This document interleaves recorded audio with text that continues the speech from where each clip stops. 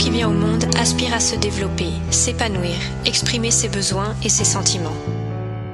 Pour s'épanouir, l'enfant a besoin d'être aimé, respecté, protégé, accompagné et considéré comme un individu à part entière par les adultes.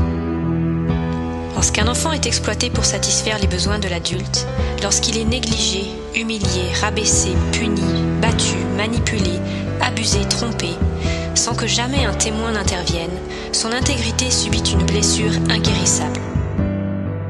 Lorsque l'enfant maltraité réprime sa douleur parce qu'elle est trop insupportable et que la colère lui est interdite, il est obligé pour survivre de refouler le souvenir du traumatisme et d'idéaliser ses agresseurs.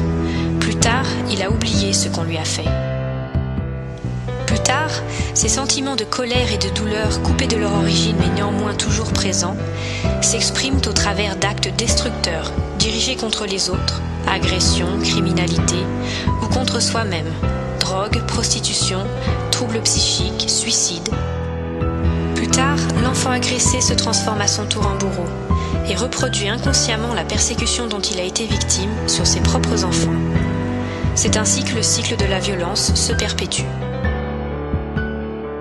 Pour qu'un enfant maltraité ne devienne ni criminel, ni malade mental, il faut qu'il rencontre au moins une fois dans sa vie quelqu'un qui reconnaisse que ce n'est pas lui, mais son entourage qui est malade. C'est dans cette mesure que la lucidité ou l'absence de lucidité de la société peut aider à sauver la vie ou au contraire contribuer à la détruire. Jusqu'à présent, la société a soutenu les adultes et accusé les victimes. Confortée dans son aveuglement par des théories de l'éducation arriérées, qui voient en l'enfant un être sournois et menteur, animé de mauvais instincts, la société légitime encore à l'heure actuelle la violence éducative ordinaire.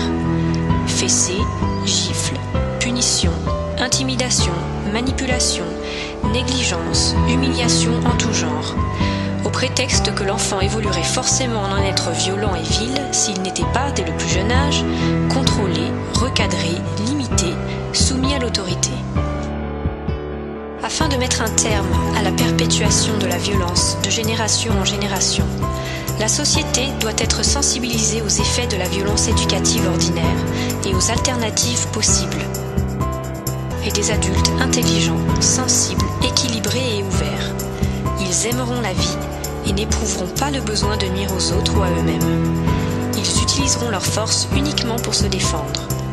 Ils seront tout naturellement portés à respecter et à protéger les plus faibles, et par conséquent leurs propres enfants, parce qu'ils auront eux-mêmes fait l'expérience de ce respect et de cette protection.